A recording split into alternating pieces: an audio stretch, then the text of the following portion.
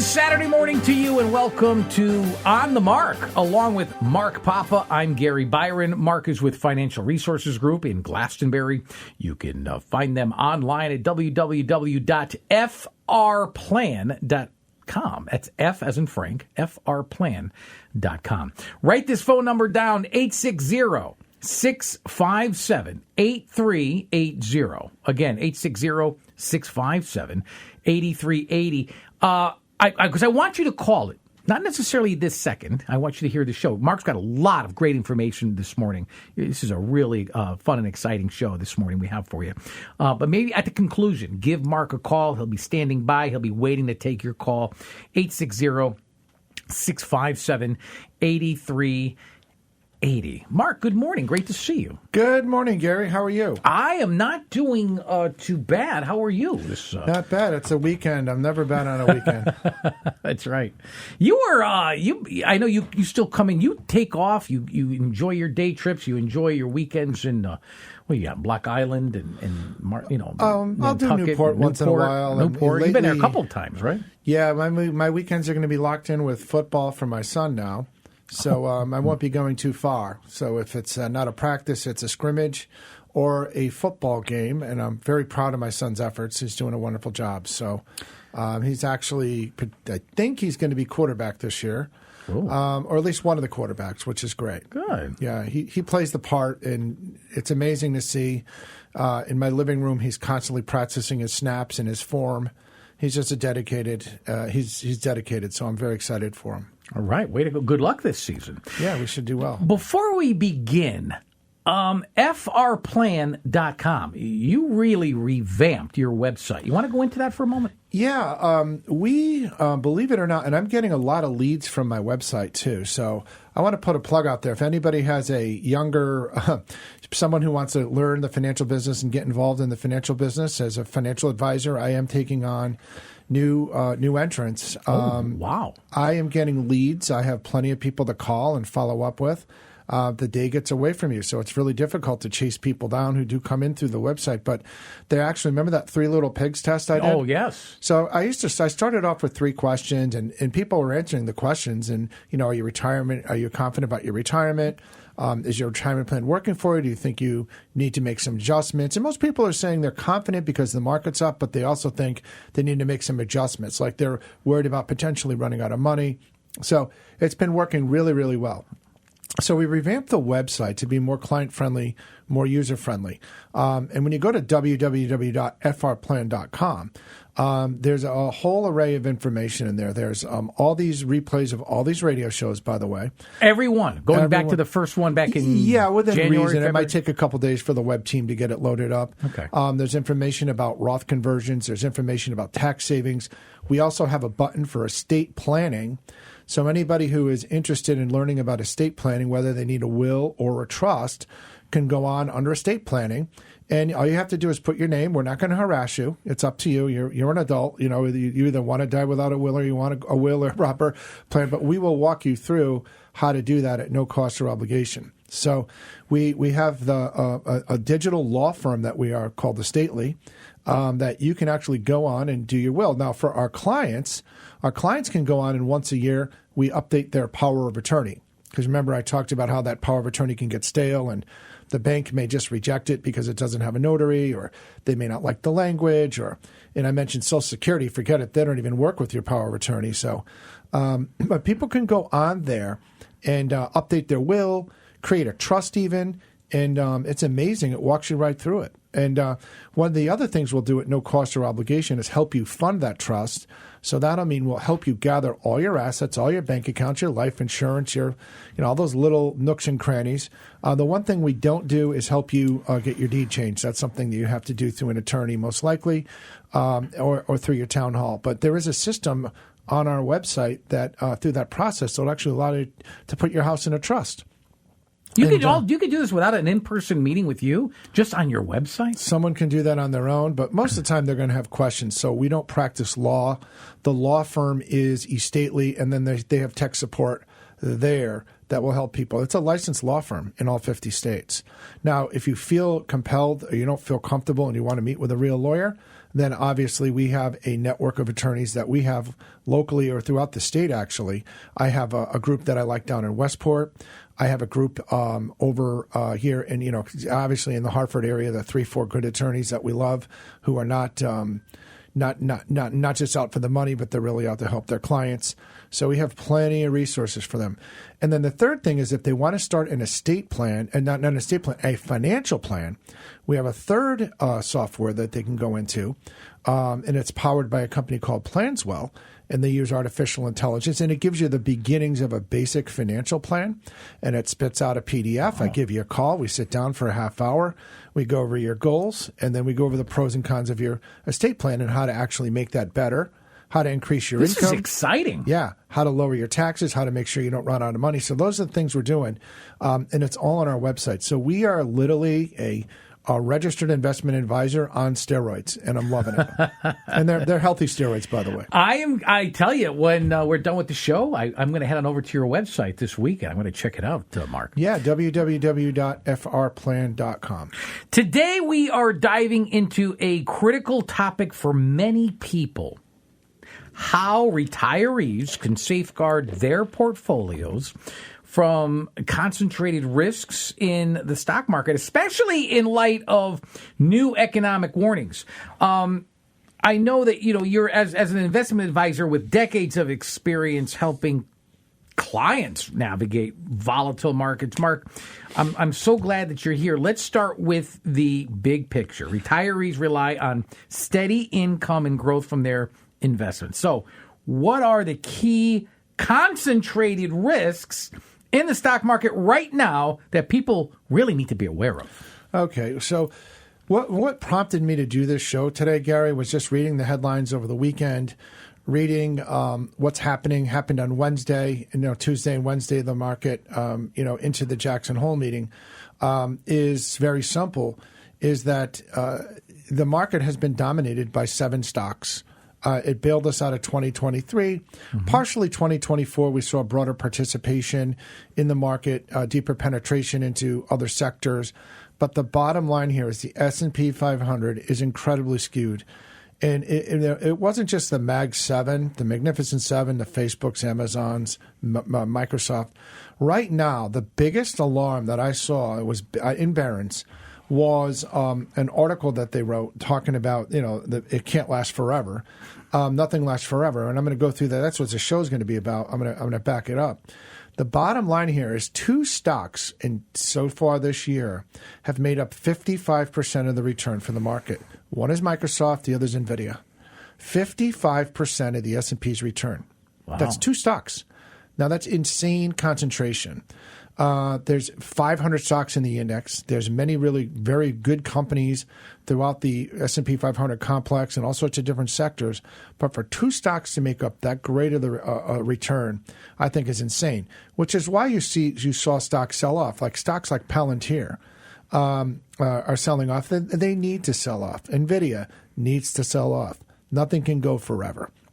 So, but the problem is when companies of that size, especially NVIDIA, sell off, it takes the whole market with it, okay? Because it's such a huge component of the S&P 500, and that skews the risk.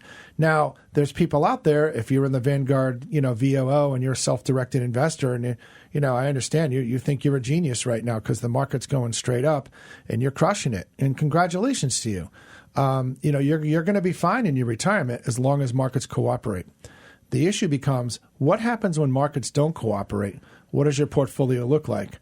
And if your portfolio is doing what the market's doing today on the upside, guess what's going to happen on the downside to most people, Gary? Yeah. What happens? They lose, right? And, again, if we go back to 2022, we have this thing called recency bias. The market's up, everybody's feeling giddy, everyone's happy. They're going to think the market's going to keep going. They have the fear of moving, FOMO, fear of missing out. And conversely, though, on the downside, the markets get a little shaky at these evaluations. People, panic and sell. So it's something that we have to be careful of. So I'm going to talk about how we diversify away from that risk. We still participate, but at the same time, we're not going to get hit on the downside. Diversification, obviously a timeless principle. So a recent Barron's article titled "No Investment Strategy Works Forever, Not Even for the Mag 7," it highlights how the Magnificent Seven tech giants Apple, Microsoft, NVIDIA, Amazon, Meta, Tesla, I think, Alphabet, they have dominated the market, but they warn that no strategy lasts indefinitely. It also brings up historical examples of ExxonMobil. So what I'm hoping that you can do based on this is break down the main points from that piece, including Exxon's story. I think it's fascinating, but what does that mean for retirees, Mark? Well, what it technically means, I mean, the leadership in the economy is going to change. Right now, AI is dominating the market. Right. And one other thing I do want to mention, speaking of NVIDIA and Palantir and all this, anybody who is listening today that has a concentrated stock position, it could be, I have a client that inherited Microsoft. Microsoft is up so much. Their account doubled. But this account came to me with a big tax trap, which I know how to get rid of now. But it was 80% of their account is Microsoft. It grew from $1 million to $3 million in a matter of 3 years, or some crazy number. Cow. It was like $1.2 million to $3 million. So that is a problem. So if you have concentrated stock risk like that, single stock risk, I would implore you to call me, go to my website, and we'll show you how to unwind that position in a way that is tax efficient, where you're not going to get hammered in tax at all. You pay no tax and be able to diversify your account. Because I'll tell you, nothing lasts forever. So the ExxonMobil is the perfect example. General Electric is another great example. But let's just use ExxonMobil. Do you remember, Gary, back in the 2000s, late 2000, 2007, remember the whole peak oil? Remember oil went to like almost $150 a barrel? Yep. Well, that's when ExxonMobil was hit their peak in the S&P 500. We had high oil prices. It was like $500 billion, I think, wasn't it? In 2007? Yeah, and imagine back then. That wasn't that long ago. 2007 is less than what? 15 years not ago? Not that long ago. And back then, $500 billion was a lot of money. Today, $500 billion, we have stocks worth $4 trillion. I mean, it's worth, think about this. What's $500 billion anymore? That's just like a normal company, And they're talking about a behemoth the size of ExxonMobil. So just to think how magnified things have become over the years. But that is an area where oil was dominating the market, and then by 2019, Gary, Exxon dropped out of the S&P 500's top 10 for the first time in nearly a century. Oh, wow. And it was replaced by companies like Visa, Procter & Gamble. And by 2020, it was removed from the Dow Jones after 92 years. Okay, and swapped out for a company called Salesforce, which is another AI darling and another cloud darling that made a lot of money. But it just goes to show the dynamics of our economy. That you're not going to be able to chase these stocks. You're not going to be at a time when this one does great, that one does poorly. But at the same time, you have to understand that in this economy, if anything's doing too good, you're going to invite competition. That's pure economics. If you're making too much money, you're going to invite competition. Pure economics. And then eventually, when things finally margins erode and new players come in, and you're not going to be on top for very long. No, it's kind of like this. It's the best analogy I'll make for the stock market was when the Kansas City Chiefs tried to three-peat. Right? They tried to win that third Super Bowl in a row. How hard is it to win? It's hard to go back to back. It's hard to win a Super Bowl, but it's certainly hard to win back to back. Back to back to back, that's insane. Insane. And that's my point. The analogy I'd like to make on the stock market, it's only so many times. I mean, if NVIDIA's up, I think 1,300% or some crazy number over the course of, I don't know if it's 2 years or whatever. Well, the bottom line is it's up insanely. It can't go on forever, okay? And all it's going to take is one little hiccup in AI spending, little hiccup in the economy, a little hiccup in, something is out there lurking that will pop these stocks. Right now, it's just a healthy sell-off. It puts it all in perspective. I mean, it sounds like no stock stays king forever is what you're saying. The Barron's piece also mentions how just 2 stocks are dominating the S&P 500 right now. Which 2 are they? And hold on, why does that amplify the risks for retirees? Well, the problem is that if you're in an equity portfolio, at least the ones I've seen built by advisors here. I'm not saying all advisors. Again, there's a lot of good advisors, so I'm not knocking advisors. I think advisors are so important. I just listened to a podcast about from a guy that was tasked by John Bogle at Vanguard. Oh, okay. This is a great story. And he was saying, well, Vanguard was the father of the S&P 500 index fund. So it was low cost, didn't do a lot of trading, very passive. And their advisors are charging their clients 0.85 basis points to manage their funds. And eventually the customers at Vanguard figured out, well, what do I need an advisor for? Because my fund's going up and he's not doing anything to attribute to that. So Bogle hired this guy to actually go in and figure out what was the value of an advisor and what are the things we need to do and what are the things we need to do for clients aside from financial planning and estate planning and income planning and all the things that real advisors do. He came up with a strategy to come up with assess the value, whether it's keeping on the market, managing the psychology.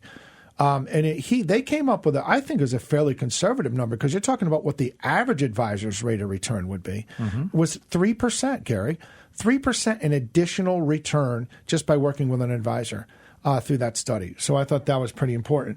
Right now, if your money is in a stock portfolio, you have a U.S. equity portfolio, maybe you have global diversification. I'm going to talk about that. You most likely have very, very high correlation to the S&P 500. So what I do is when someone comes in for the full checklist, they'll have 10, 12 funds. They feel nice and diversified, and I'll put them through a Morningstar, and I'll put them through this thing called the correlation matrix. It looks like the old Qbert video game. Remember the Qbert video game with the cubes? I do. Or it looks like the old maps that used to get you from like Akron to Nevada. The triptychs. The triptych. Yeah. It looks just like that. But I will show you on a 9 out of 10 times that your portfolio all acts the same. Everything is very highly correlated because we haven't had a lot of volatility, Gary.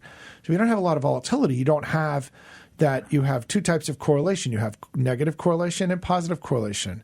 And then you have zero correlation. But you want to make sure that your portfolio is diversified. When two companies or 7 stocks dominate the market and 2 companies are 55% of the return, you've got a problem. Folks, you are listening to On the Mark along with Mark Papa. I'm Gary Byron. He's with the Financial Resources Group. They're out of Glastonbury. Check out, and I haven't done this yet. I just learned just a little while ago, they've got a brand new website at www.frplan.com. It is extremely user-friendly. I am going to check it out when the show is over. Also, 860-657-8380. I'm going to repeat that, but that's an important number. I want you to write it down now because at the end of this show, I want you to call it, and there's very good reason. I'll give it to you again. 860-657-8380. Look, Mark, I mean, these are great points about not putting all your eggs in one basket. You should always diversify. You told us that week after week. But you have to diversify the diversification. Well, right. And there's a whole other layer. That's the problem. It's not as easy as it looks. No, but you've mentioned this in the past. There's another layer, though, to this economic picture. A recent Market Watch article quotes Meredith Whitney, famously known for, if you remember, folks, calling the 2008 financial crisis that we were just talking about, warning about a bifurcated economy as a new problem for the U.S. She says this could spell trouble for the stock market. All right, I don't know all. This is why you're here. I only know a little bit about this. You know a lot about this. Explain what she means by what's that bifurcated economy and how does that connect though to the risks that retirees face right now? Well, I mean, this is an interesting thing because the consumer economy is a big part of we're a service economy. What is it? 70% of the economy is services. Service, yeah. And that means you need strong consumers, right? You need strong consumers. Now, as of today, we've had a lot of change in the economy. We've had tariffs. We've which I think have created a lag in the economy. A lag in spending, a lag in decision-making from businesses. Things are starting to smooth out. So I think forward-looking, I'm pretty excited. However, you also have had consumers that's affected consumer behavior. You've had immigration. Well, I don't call it immigration. I call it illegal immigration. I'm not afraid to say that. People being deported. that takes away from economic growth, essentially, because those people were spending money. The sad reality is they were spending our government money in many ways, getting those free debit cards and cell phones and hotel rooms, which is a stimulative in and itself. But that needed to adjust. Those are bad economic things. And on a good way, what she's basically saying that bifurcated is that 50% of American households, particularly lower middle income ones, are struggling, effectively living through recession-like conditions. Now, during inflation has come down. But not all that much. Not all that much, but it's come down enough, but it's still not enough for your average person to get ahead. So the only way that we're going to see any type of forward-looking economic growth is we're going to need to continue to have we have a fairly tight jobs market, but it's very spotty. It's spotty. There's, 500, I think sometime like 500, I don't know how many jobs, huge amount of job openings. And in certain areas, there's no hiring going on. In other areas, there is. So it's kind of an interesting thing. But the economy, I'm not saying it's fragile. I think that we're looking at, a fairly interesting forward-looking way with the tax cuts and the Jobs Act. So I think the backward-looking economics, we're waiting for what was going to happen with Trump and the big beautiful bill, the tariffs, and smoothing that out. I think eventually, we're going to be okay. Should retirees be cautious? I still think retirees, if you're retired, you always need to be cautious. You don't want to go out on a limb, and you actually want to have your portfolio stress tested to see how risky it really is, especially if you're in bonds. I mean, yeah, when rates get cut, bonds do well. But the bottom line is the bonds are just as volatile, could be just as volatile as stocks sometimes. And that's something that people need to understand, that you need to do a better job, or advisors need to do a better job protecting their clients from market risk, not just trying to get them the highest rate of return to bump up their fees, because that's what they do. Yeah, they take on more risk than the client even knows, and more than the advisor knows half the time, because they're getting their 1% and they're trying to pump up their 1% so that they can get a bigger paycheck. Mark, this is why people need to sit and chat with you. It's wrong. Speaking of those struggling households that you just mentioned, recent data shows that around 57% of Americans are still living paycheck to paycheck here in 2025. That's up from previous years due to lingering inflation and high costs. So that said, how does this tie into retirement planning, especially in this bifurcated economy? And we've got about 4 minutes. What steps can these pre-retirees take in order to avoid that trap post-retirement? Well, I think the big problem with that, Gary, is if you're retired and half the country is living paycheck to paycheck, chances are you might have a child or a daughter with grandkids, or somebody who's living paycheck to paycheck too, trying to make ends meet.